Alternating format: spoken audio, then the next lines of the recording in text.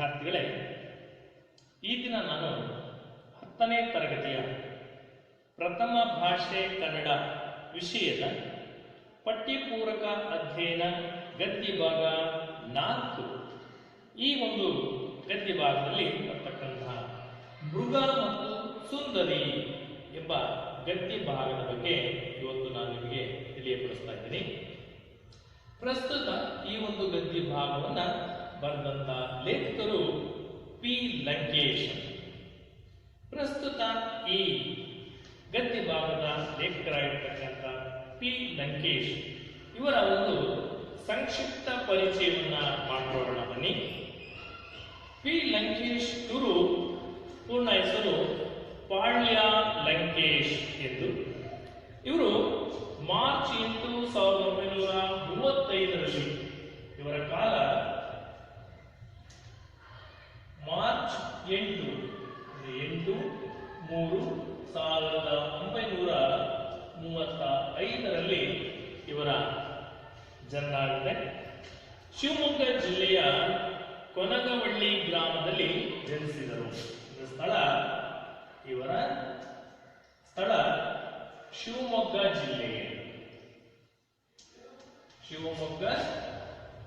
ಜಿಲ್ಲೆ ಕೊನಗವಳ್ಳಿ ಗ್ರಾಮ ಹೇಳಿ.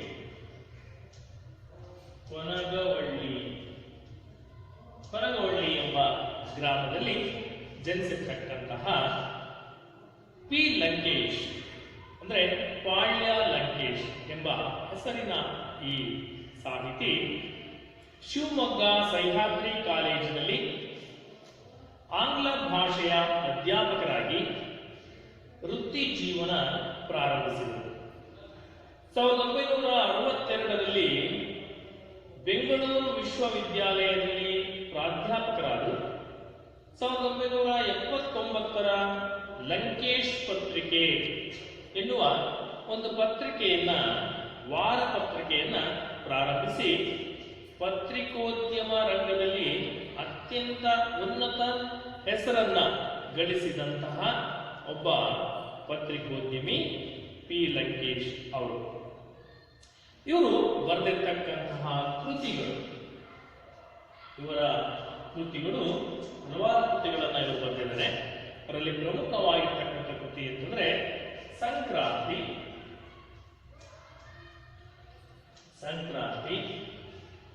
ಈಡಿಪಸ್ ಮತ್ತು ಅಂತಿಗೊನೆ,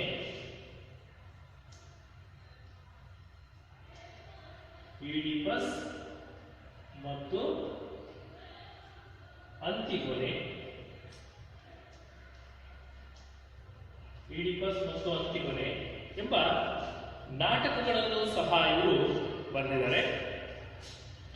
ಈ ಈಡಿಪಸ್ ಮತ್ತು ಅಂತಿಗೊನೆ ಎಂಬ ಈ ಒಂದು ನಾಟಕದಲ್ಲಿ ಬಹಳ ಸುಂದರವಾಗಿರ್ತಕ್ಕಂಥ ಒಂದು ಸನ್ನಿವೇಶಗಳನ್ನ ಸೃಷ್ಟಿಸಿ ಬರೆದಿರ್ತಕ್ಕಂಥ ನಾಟಕಗಳು ಅತಿ ಹೆಚ್ಚು ಜನಪ್ರಿಯತೆಯನ್ನ ಪಡ್ಕೊಂಡಿರ್ತಕ್ಕಂಥವಾಗಿದ್ದಾವೆ. ಜೊತೆಗೆ ಕಲ್ಲು ಕರಗುವ ಸಮಯ, ಕೆರೆಯ ನೀರನ್ನು ಕೆರೆಗೆ ಚೆಲ್ಲಿ, ಉಲ್ಲಂಘನೆ, ಮಂಜು ಕವಿದ ಸಂಜೆ ಮುಂತಾದ ಕಥಾ ಸಂಗ್ರಹಗಳನ್ನು ಸಹ ಈ ಲಂಕೇಶ್ ಇವರು ಬರೆದಿದ್ದಾರೆ. ಇವರು ಬರೆದಿರ್ತಕ್ಕಂತಹ ಅಕ್ಕ ಕಾದಂಬರಿಗಳನ್ನು, ಹಲವಾರು ಅಂಕಣ ಬರಹಗಳನ್ನು ಬರೆದಿದ್ದಾರೆ. ಹುಳಿ ಮಾವಿನ ಮರ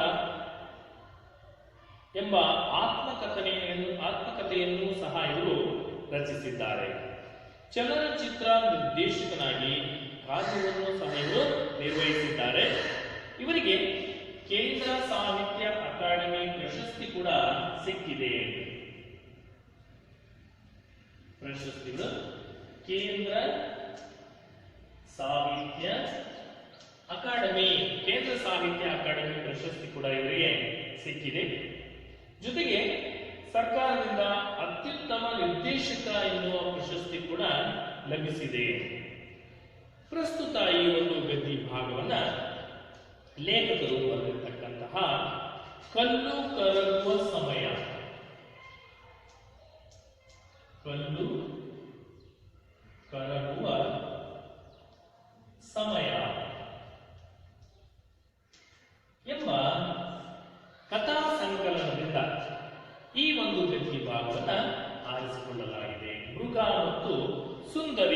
ಎಂಬ ಗದ್ಯ ಭಾಗವನ್ನು ಆರಿಸಿಕೊಳ್ಳಲಾಗಿದೆ. ಕಲ್ಲು ಕರಗುವ ಸಮಯ ಎಂಬ ಈ ಒಂದು ಗದ್ಯ ಭಾಗವನ್ನು ಕಲ್ಲು ಕರಗುವ ಸಮಯ ಎಂಬ ಕಥಾ ಸಂಕಲನದಿಂದ ಮೃಗ ಮತ್ತು ಸುಂದರಿ ಎಂಬ ಈ ಒಂದು ಗದ್ಯ ಭಾಗವನ್ನು ಆರಿಸಿಕೊಳ್ಳಲಾಗಿದೆ. ಬನ್ನಿ ವಿದ್ಯಾರ್ಥಿಗಳೇ, ಈ ಒಂದು ಮೃಗ ಮತ್ತು ಸುಂದರಿ ಎಂಬ ಗದ್ಯ ಭಾಗದಲ್ಲಿ ಸಾಹಿತಿಯಾದಂತಹ ಲಂಕೇಶ್ ಅವರು ಏನು ಹೇಳಿದ್ದಾರೆ ಎಂದು ನೋಡೋಣ. ಪ್ರವೇಶ. ರಾವಣನು ದಶಶಿರನು, ಅಂದರೆ ರಾವಣನಿಗೆ 10 ತಲೆಗಳಿವೆ. ಮಾನವನು ಶತಶಿರನು, ರಾವಣನಿಗೆ 10 ತಲೆ ಇದ್ರೆ ಮನುಷ್ಯನಿಗೆ 100 ತಲೆಗಳಿರ್ತಾವೆ ಎಂಬ ಡಿವಿಜಿಯವರ ವಾಣಿಯಂತೆ ಮಾನವನಲ್ಲಿಯೇ ಮೃಗೀಯವಾದಂತಹ ಗುಣಗಳಿವೆ. ಅಂದ್ರೆ 10 ತಲೆಯನ್ನು ಹೊಂದಿದಂತಹ ರಾವಣ ಅವನು ಎಷ್ಟು ಯೋಚನೆ ಮಾಡ್ತಾನೋ ಅದರ 100 ಪಟ್ಟು, ಅಂದ್ರೆ 100 ತಲೆಗಳಿವೆ. ಮನುಷ್ಯ ನೋಡೋದಕ್ಕೆ ಒಂದೇ ತಲೆ ಇದ್ರೂ ಸಹ 100 ತಲೆಗಳಿವೆ ಎನ್ನುವಂತೆ ಅವನು ವರ್ತಿಸ್ತಾನೆ.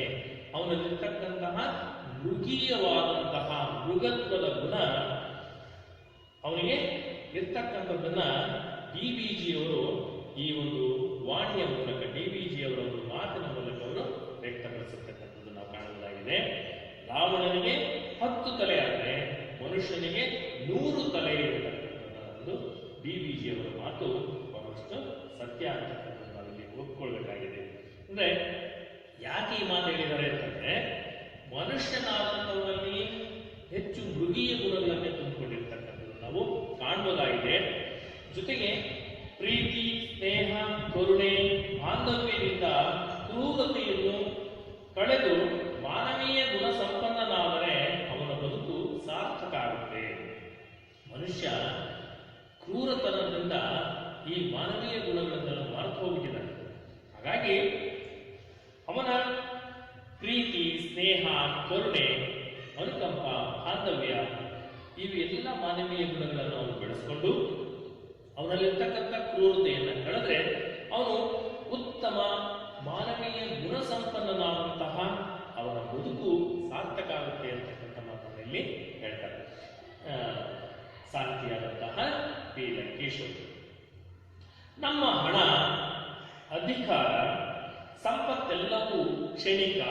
ನಮಗಿರ್ತಕ್ಕಂಥ ಹಣ ಆಗಿರ್ಬೋದು, ಅಧಿಕಾರ ಆಗಿರ್ಬೋದು, ಅದೆಲ್ಲವೂ ಕೂಡ ಕ್ಷಣಿಕವಾಗಿರ್ತಕ್ಕಂಥದ್ದು. ಇವತ್ತು ಬರುತ್ತೆ, ನಾಳೆ ಹೊರಟೋಗುತ್ತೆ.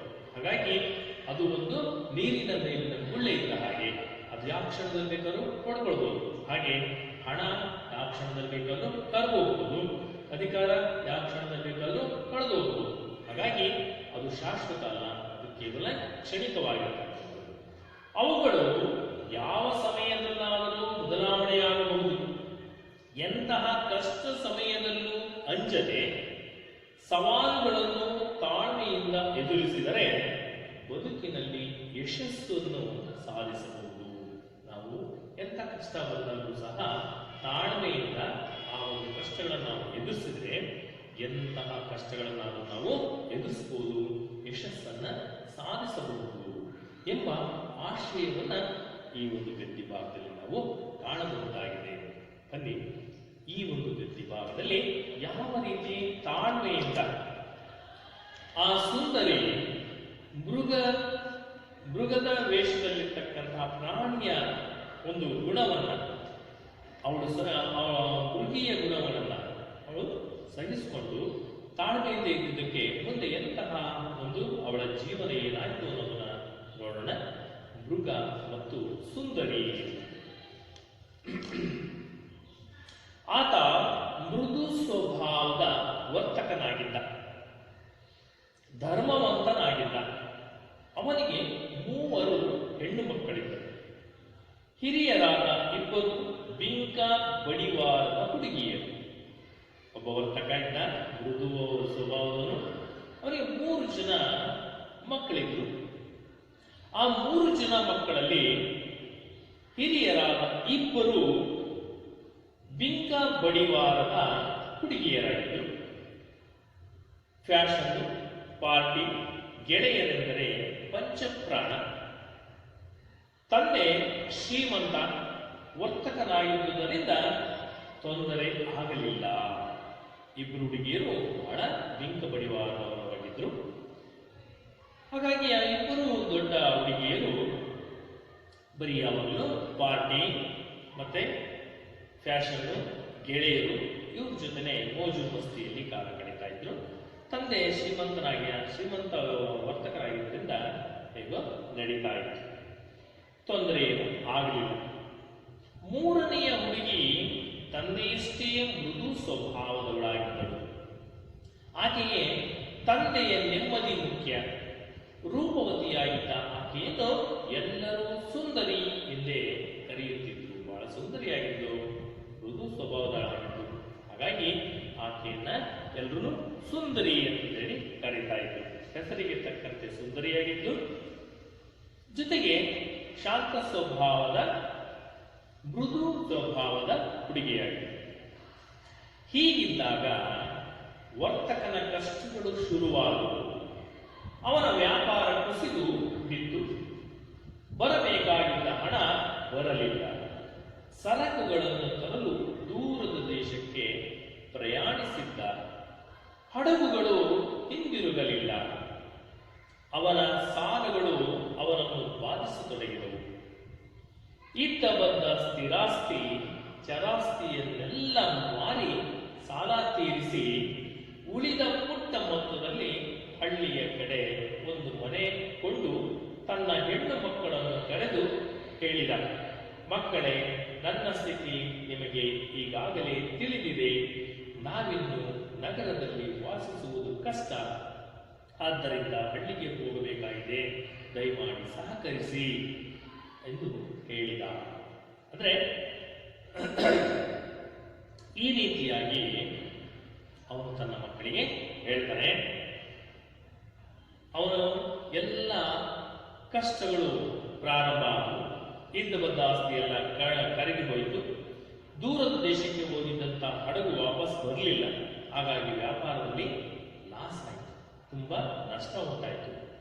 ಇದ್ದ ಬಂದ ಆಸ್ತಿ ಎಲ್ಲ ಮಾರಿ, ಚರಾಸ್ತಿ ಸ್ಥಿರಾಸ್ತಿ ಎಲ್ಲವನ್ನು ಮಾರಿ ಕೊನೆಗೆ ಸ್ವಲ್ಪ ಹಣವನ್ನ, ಪುಟ್ಟ ಹಣದಲ್ಲಿ ಕೊನೆಗೆ ಹಳ್ಳಿಗೆ ವಾಪಸ್ ಹೋಗಿ ಜೀವನವನ್ನ ಪ್ರಾರಂಭಿಸಿದ. ಕಷ್ಟಕರವಾಗಿತ್ತು ಅವನ ಜೀವನ, ಬಡತನದಿಂದ. ಆಗ ಏನಾಯ್ತು, ಮೊದಲೇ ಬಡತನ ಶುರುವಾಯಿತು. ಮೊದಲು ಇದ್ದಂತಹ ಇಬ್ಬರು ಹುಡುಗಿಯರಿಗೆ ಆಘಾತ ಆಯಿತು. ದೊಡ್ಡ ಇದ್ದಂತಹ ಹುಡುಗಿಯರಿಗೆ ನಿರಾಶೆ ಆಯಿತು. ಮೊದಲು ತಾವು ಹಳ್ಳಿಗೆ ಸುತರಾಂ ಬರುವುದಿಲ್ಲವೆಂದು ಹಠ ಹಿಡಿದರು. ಮೂರನೆಯ ಹುಡುಗಿ ಮಾತ್ರ ಹೊರಡಲು ಅಣಿಯಾದರು. ಇಬ್ರು ಸಿದ್ಧ ಆಗಲಿಲ್ಲ, ನಾವು ನಗರ ಬಿಟ್ಟು ಬರೋದಿಲ್ಲ ಹಳ್ಳಿಗೆ ಅಂತ ಹೇಳಿ ಕೂತ್ಕೊಂಡ್ರು. ಆದರೆ ಮೂರನೇ ಹುಡುಗಿ ಹಳ್ಳಿಗೆ ಹೋಗೋದಕ್ಕೆ ಒಪ್ಪಿಕೊಂಡು ಹೋಗಬೇಕಾದ ಅನಿವಾರ್ಯತೆಯನ್ನು ತಿಳಿದು ಮೊದಲ ಇಬ್ಬರು ಮಕ್ಕಳು ಅಳುತ್ತಲೇ ಹೊರಟರು. ಇನ್ನೇನು ವಿಧಿ ಇಲ್ಲದೆ ಹೋಗಲೇಬೇಕು ಅಂತ ಹೇಳಿ ಗೊತ್ತಾದ ಮೇಲೆ ಮೊದಲನೇ ಇಬ್ಬರು ಹುಡುಗಿಯರು ಕೂಡ ಹೊರಟರು. ಹೊರಟಾದ್ಮೇಲೆ 3 ಜನ ಹೆಣ್ಣು ಮಕ್ಕಳು ತಂದೆ ಹಳ್ಳಿ ಕಡೆ ಜೀವನ ನಡೆಸೋದಕ್ಕೆ ಹೊರಟರು. ಬಡತನದಿಂದ ವರ್ತಕನಿಗೆ ಮತ್ತು ಸುಂದರಿಗೆ ಅಷ್ಟೇನೂ ತೊಂದರೆ ಆಗಲಿಲ್ಲ. ಇವರು ಎಂತಹ ಪರಿಸ್ಥಿತಿಗೂ ಹೊಂದಿಕೊಳ್ಳುವಂತಹ ಮನೋಭಾವದವರಾಗಿದ್ದರಿಂದ ಈ ವರ್ತಕನಿಗೆ ಮತ್ತು ತನ್ನ ಕಿರಿಯ ಮಗಳಿಗೆ ಯಾವುದೇ ರೀತಿ ತೊಂದರೆ ಆಗಲಿಲ್ಲ. ಆದರೆ ಮೊದಲೆರಡು ಮಕ್ಕಳಿಗೆ, ದೊಡ್ಡ ಹೆಣ್ಣು ಮಕ್ಕಳಿಗೆ, ಅವರಿಗೆ ಅಳುತ್ತಲೇ ಹಳ್ಳಿ ಹೋದ್ರು. ಅವರಿಗೆ ಹಳ್ಳಿ ಜೀವನ ಕೊಡೋದು ಕಷ್ಟ ಆಗಿತ್ತು. ಅವರ ಜೀವನ ಸರಳವಾಗಿತ್ತು. ಹೀಗಿದ್ದಾಗ ಒಂದು ದಿನ ವರ್ತಕನ ಅಳಿದುಳಿದ ಹಡಗು ಬರುವ ಸುದ್ದಿ ಬಂತು. ಬಹಳ ಕಷ್ಟ ಆಗಿತ್ತು. ಇನ್ನೇನು ಒಂದು ದಿನ ಕಷ್ಟಕರ ಜೀವನ ನಡೆಸ್ತಾ ಇರ್ಬೇಕಾದ್ರೆ ಅಳಿದು ಉಳಿದಂತಹ ಒಂದು ಹಡಗು ವಾಪಸ್ ಬರುವಂತ ಸುದ್ದಿ ಬಂತು. ವರ್ತಕ ಹಡಗನ್ನು ಸ್ವಾಗತಿಸಲು ನಗರಕ್ಕೆ ಹೊರಟ. ಆಗ ಇಬ್ಬರು ಹೆಣ್ಣು ಮಕ್ಕಳು ಬಟ್ಟೆ, ಒಡವೆ, ಅಲಂಕಾರದ ವಸ್ತುಗಳ ಪಟ್ಟಿ ನೀಡಿದರು. ಇಬ್ಬರು ಮಕ್ಕಳು, ನಿಮಗೆಲ್ಲ ಏನೇನು ಬೇಕು ಮಕ್ಕಳೇ ಅಂತಂದು ವರ್ತಕ ಕೇಳಿದಾಗ ಆ ಮೊದಲೆರಡು ದೊಡ್ಡ ಹುಡುಗಿಯರು ಉದ್ದನೆಯ ಪಟ್ಟಿಯನ್ನು ಕೊಟ್ಟರು. ಒಡವೆ, ವಸ್ತುಗಳು, ಅವರಿಗೆ ಬೇಕಾದಂತಹ ಶೃಂಗಾರದ ವಸ್ತುಗಳು, ಅಲಂಕಾರಿಕ ವಸ್ತುಗಳು ಎಲ್ಲವನ್ನು ಒಂದು ಪಟ್ಟಿ ಮಾಡಿ ಕೊಟ್ಟರು. ಮೂರನೇ ಹುಡುಗಿ ಆ ವರ್ತಕನಿಗೆ ಸುಂದರಿ ಏನ್ ಮಾಡಿದ್ರು, ತನಗೊಂದು ಗುಲಾಬಿ ಹೂಗಳ ಗೊಂಚಲನ್ನು ತರಬೇಕೆಂದು ಕೇಳಿಕೊಂಡಳು.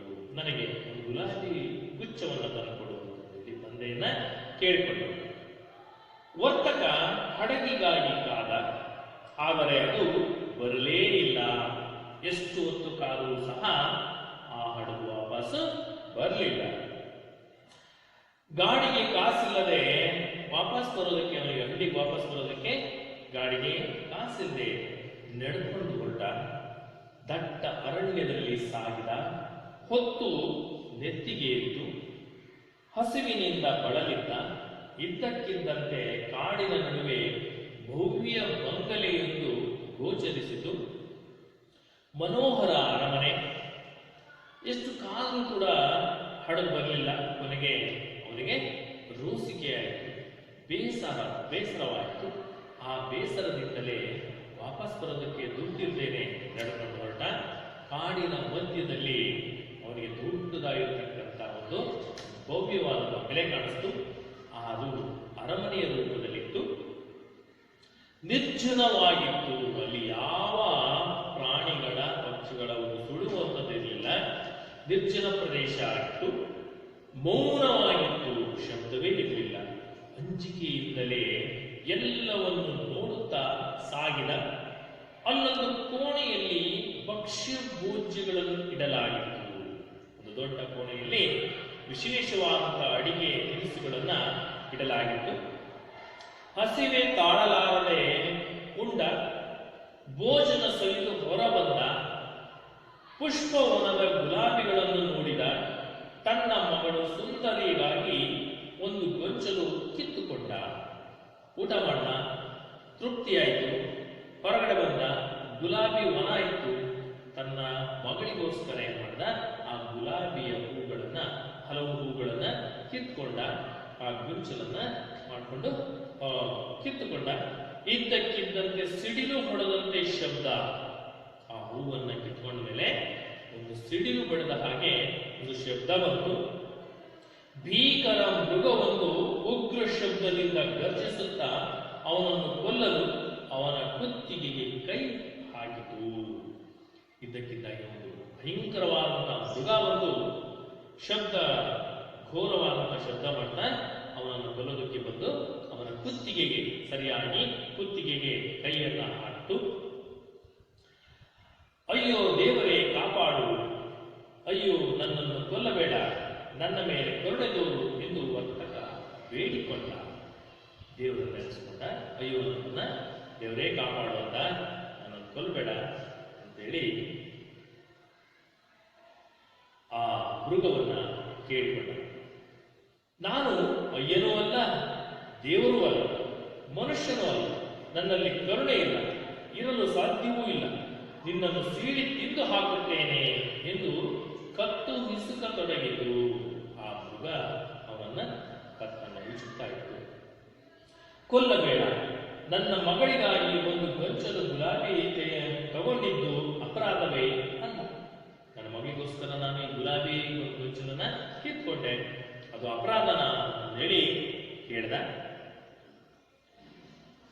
ತಿಂದಿದ್ದು ತೇಗಿದ್ದು ಗುಲಾಬಿ ಕಿತ್ತಿದ್ದಿ, ತಿಂದಿದ್ದಿ ತೇಗಿದ್ದಿ ಗುಲಾಬಿಯನ್ನು ಕಿತ್ತಿದ್ದಿ ಎಂದು ಮೃಗ ಸಿಟ್ಟಿನಿಂದ ಅಬ್ಬರಿಸಿ, ಕೇಳು, ನಿನ್ನ ಬದಲಾಗಿ ನಿನ್ನ ಮುದ್ದು ಮಗಳನ್ನು ತಂದುಕೊಟ್ಟರೆ ನಿನ್ನನ್ನು ಕೊಲ್ಲುವುದಿಲ್ಲ.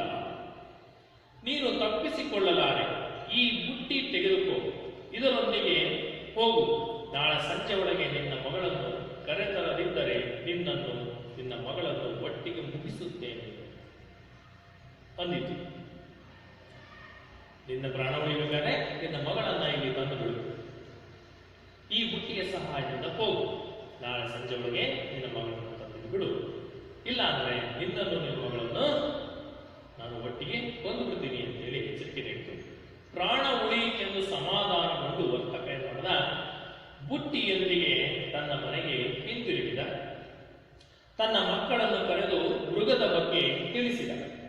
ಹಿರಿಯರಿಬ್ಬರು ಅರಣ್ಯಕ್ಕೆ ಹೋಗಲು ಒಪ್ಪಲಿಲ್ಲ. ಚಿಕ್ಕ ಮಗಳು ಸುಂದರಿ ಮಾತ್ರ ನಾನು ಹೋಗುತ್ತೇನೆ ಅಂದಳು. ಸುಂದರಿಯನ್ನು ಕಾಡಿಗೆ ತಂದು ಬಿಟ್ಟನು. ವರ್ತಕ ಭಾರವಾದ ಹೃದಯದೊಂದಿಗೆ ಊರಿಗೆ ಹೋಗಿ ಮೃಗ ಕೊಟ್ಟ ಬುಟ್ಟಿಯನ್ನು ತೆರೆದು ನೋಡಿದ.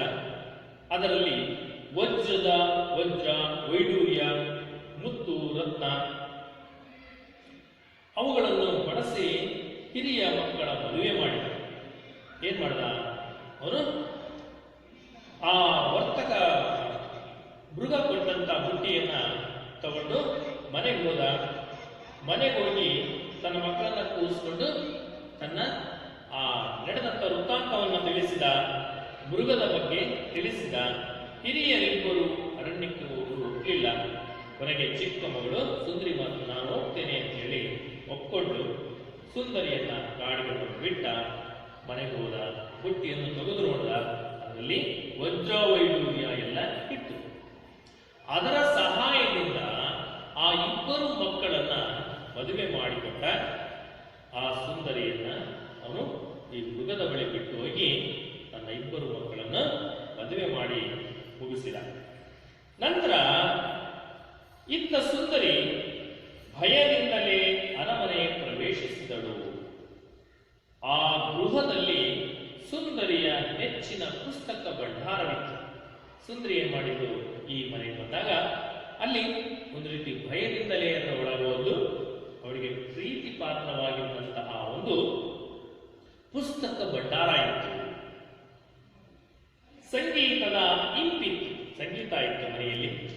ಆ ಮೃಗವಾದರೂ ಭೀಕರವಾಗಿತ್ತು. ಕೋರೆಹಲ್ಲು, ಹಂದಿಯ ದೇಹ, ತೋಳದ ಚಲನೆಯನ್ನು ಪಡೆದಿದ್ದ ಮೃಗ ಕರ್ಕಶ ಸದ್ದು, ಗೊಗ್ಗರು ಧ್ವನಿಯೊಂದಿಗೆ ಅವಳನ್ನು ದಿಟ್ಟಿಸಿ ನೋಡುತ್ತಾ ನೀನು ಸಂತೋಷದಿಂದ ಬಂದೆಯಾ ಎಂದು ಕೇಳಿತು. ಸುಂದರಿ ಭಯದಿಂದ ಹೂ ಅಂದಳು. ಆ ಮೃಗ ಸುಂದರಿಯನ್ನ ಗೊಗ್ಗರು ಧ್ವನಿಯಲ್ಲಿ ಒಂದು ರೀತಿ ಹಂದಿಯ ದೇಹ ಇತ್ತು, ಕೋರೆ ಹಲ್ಲುಗಳಿತ್ತು, ನೋಡಿದರೆ ಒಂದು ರೀತಿ ಭೀಕರವಾಗಿತ್ತು ಅದರ ಒಂದು ರೂಪ. ಆಗ ಇವುಗಳನ್ನು ದುರ್ಬಿಟ್ಕೊಂಡು ನೋಡ್ಕೊಳ್ತಾ ಸುಂದರಿ ನೀನು ಸಂತೋಷದಿಂದ ಬಂದಿದೆಯಾ ಅಂತೇಳಿ ಕೇಳಿದ್ರು. ಸುಂದರಿ ಭಯದಿಂದ ಹೂ ಅಂದಳು. ಒಳ್ಳೆಯದು, ನೀನು ಒಳ್ಳೆಯವಳು, ನಾನು ನಿನಗೆ ಇಷ್ಟವಾ ಎಂದು ಕೇಳಿತು.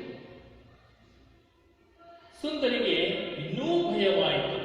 ಅಂಜುತ್ತಲೇ ನಾನು ಸುಳ್ಳು ಹೇಳಲಾರೆ, ನೀನು ಕುರೂಪಿ, ಆದರೂ ನೀನು ತುಂಬಾ ಒಳ್ಳೆಯವನಂತಿದ್ದಿ ಅಂದಳು.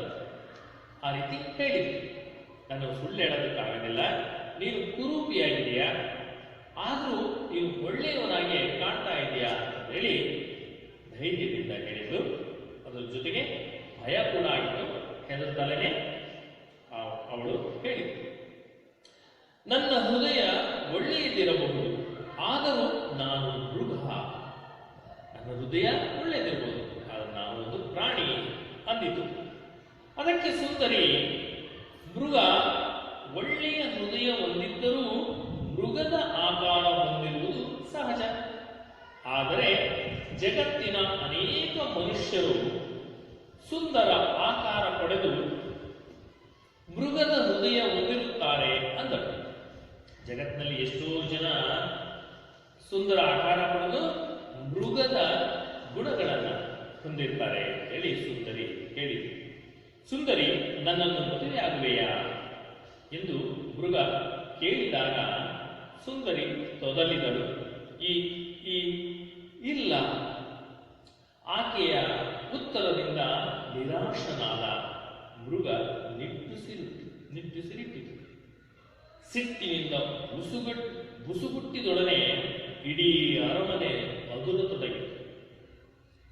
ಮರುದಿನ ಸುಂದರಿಗೆ ಮೃಗ ಕಾಣಲಿಲ್ಲ. ಅವಳು ನನ್ನನ್ನು ಮದುವೆ ಆಗ್ತೀಯಾ ಅಂತ ಮೃಗ ಕೇಳಿದಾಗ ಅವಳು ಸುಂದರಿ ಇಲ್ಲ ಅಂತೇಳಿ ಭಯದಿಂದ ಹೇಳಿದ್ದು. ಆಗ ಮೃಗ ಆ ನಿರಾಶೆಯ ಅವಳ ಉತ್ತರದಿಂದ ನಿರಾಶನಾದಂತಹ ಮೃಗ ಒಂದು ರೀತಿ ಸಿಟ್ಟಿನಿಂದ ಬುಸುಗುಟ್ಟಿತು. ಇಡೀ ಅರಮನೆ ಅದುರತೊಡಗಿತು. ಮರುದಿನ ಸುಂದರಿಗೆ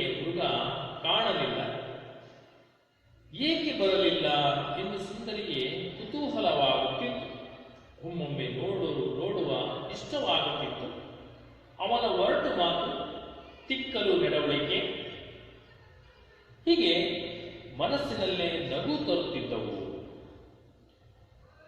ಆತನ ಕಾಳಜಿಯನ್ನು ನೆನೆದು ಮನ ಕರಗುತ್ತಿತ್ತು.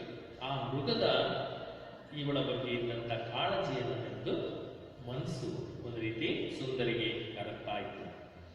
ಒಂದು ದಿನ ಸುಂದರಿ, ನಾನು ನನ್ನ ತಂದೆಯನ್ನು ಕಂಡು ಮಾತನಾಡಿಸಬೇಕು, ಕಳಿಸಿದರೆ ಸಂತೋಷವಾಗುತ್ತದೆ, ಬರೀ 2 ದಿನ ಎಂದು ಹೋದಳು. 10ನೇ ದಿನವಾದರೂ ಅರಣ್ಯಕ್ಕೆ ಹಿಂದಿರುಗಲೇ ಇಲ್ಲ. 2 ದಿನ ಅಂತ ಹೇಳಿ ಒಂದು ಸುಂದರಿ 10 ದಿನ ಆದರೂ ವಾಪಸ್ ಬರಲಿಲ್ಲ. ಕೊನೆಗೆ ಏನಾಯ್ತು ನೋಡೋಣ. 10 ದಿನವಾದರೂ ವಾಪಸ್ ಬರಲಿಲ್ಲ. ಆಕೆಗೆ ಅಳುಕು ಶುರುವಾಯಿತು. ಮೃಗ ಎಂದೂ ತನ್ನ ವಚನ ಮುರಿದಿರಲಿಲ್ಲ, ಮನ ನೋಯಿಸಿರಲಿಲ್ಲ. ತನ್ನನ್ನು ನೆಮ್ಮದಿಯಾಗಿರುವುದೇ ಅದರ ಸುಖವಾಗಿತ್ತು. ಅದರ ಮುಖ ಚಲನ ವಲನ ನೆನಪಾದವು. ಮತ್ತೆ ನೋಡಬೇಕೆಂಬ ಆಶೆಯಾಯಿತು. ಆಶೆ ತೀವ್ರವಾಯಿತು. ಕೂಡಲೇ ತಂದೆಗೆ ತಿಳಿಸಿ ಅರಣ್ಯಕ್ಕೆ ಹೊರಟಳು. ಅವಳಿಗೆ ಯಾಕೋ ಅಯ್ಯೋ ಪಾಪ ಅನ್ನಿಸ್ತು. ಆ ಮೃಗ ನನ್ನನ್ನು ಬಹಳ ಚೆನ್ನಾಗಿ ನೋಡ್ಕೊಂಡಿತ್ತು, ಯಾವತ್ತೂ ಕೂಡ ನನ್ನನ್ನು ಮನಸ್ಸು ನೋಯಿಸಿರಲಿಲ್ಲ, ನನ್ನನ್ನು ಚೆನ್ನಾಗಿ ನೋಡ್ಕೊಳ್ಳೋದೇ ಅದರ ಒಂದು ಕೆಲಸ ಆಗಿತ್ತು. ಹಾಗಾಗಿ ನಾನು ಎಂಥ ದ್ರೋಹ ಮಾಡಿದೆ ಅಂತೇಳಿ ಅವಳಿಗೆ ಮುರುಕ ಉಂಟಾಯಿತು.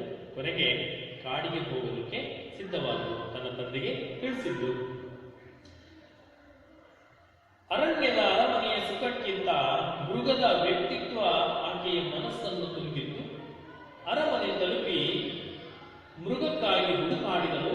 ಅದು ಇರಲಿಲ್ಲ. ಅರಮನೆಯ ಆಚೆಯ ಬಂಡೆಯ ಮೇಲೆ ಕೂರುತ್ತಿದ್ದ ನೆನಪಾಯಿತು. ಅಲ್ಲಿಗೆ ಹೋದಳು.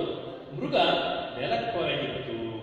ಅದು ತೇಲುಗಂಡು ಮೇಲುಗಣ್ಣಾಗಿ ಮಲಗಿತ್ತು. ಅದರ ದೇಹ ಬಡವಾಗಿ ಹೋಗಿತ್ತು. ಸತ್ತಿರಬಹುದೇ ಎಂಬ ಭಯದಿಂದ ಮೂಗಿನ ಹತ್ತಿರ ಬೆರಳಿಟ್ಟು ನೋಡಿದಳು. ಉಸಿರು ಹೋಗಿರಲಿಲ್ಲ. ದುಃಖದಿಂದ ಅಪ್ಪಿ, ನೀನು ನನ್ನವನು, ನೀನು ಸಾಯಬಾರದು, ನಾನು ನಿನ್ನನ್ನು ಮದುವೆ ಆಗುತ್ತೇನೆ ಎಂದು ಕಂಬನಿಗರೆದಳು. ಅಯ್ಯೋ, ನೀನು ನನಗೋಸ್ಕರ ಇದೆಯಾ, ನೀನು ನನ್ನವನು, ನೀನು ಸಾಯಬಾರದು, ನಿನ್ನನ್ನು ನಾನು ಮದುವೆ ಆಗ್ತೀನಿ ಅಂತೇಳಿ ಆ ಮೃಗವನ್ನ ಅಪ್ಪಿಕೊಂಡು ಆ ಸುಂದರಿ ಕಂಬನಿಯನ್ನ ಬಿಡಿದಳು. ಮೃಗ ಕ್ರಮೇಣ ಉಸಿರಾಡಿತು. ಆಗ ಮೃಗಕ್ಕೆ ಒಂದು ರೀತಿ ಹೊಸ ಜೀವ ಬಂದಂಗಾಯ್ತು. ಉಸಿರಾಡಿತು. ಬಂದೆಯ ಎಂದು ಸಂತೋಷಗೊಂಡಿತು. ನೀನಿಲ್ಲದೆ ನನಗೆ ಊಟ ಸೇರಲಿಲ್ಲ, ನನಗೆ ನಿದ್ರೆ ಬರಲಿಲ್ಲ ಎಂದಿತು ಸುಂದರಿ. ಪ್ರೀತಿಸುವುದು ಮಾತ್ರವಲ್ಲ, ನಿನ್ನನ್ನು ನಾನು ಮದುವೆ ಆಗುತ್ತೇನೆ ಎಂದಳು. ಬರೀ ಪ್ರೀತಿಸೋದಷ್ಟೆಲ್ಲ, ನಿನ್ನನ್ನು ಮದುವೆ ಕೂಡ ಆಗ್ತೀನಿ ಅಂತ ಹೇಳಿ ಸುಂದರಿ ಹೇಳಿದ್ಲು. ಮೃಗ ಸಂತೋಷಕ್ಕೆ ಹಿಗ್ಗಿತು.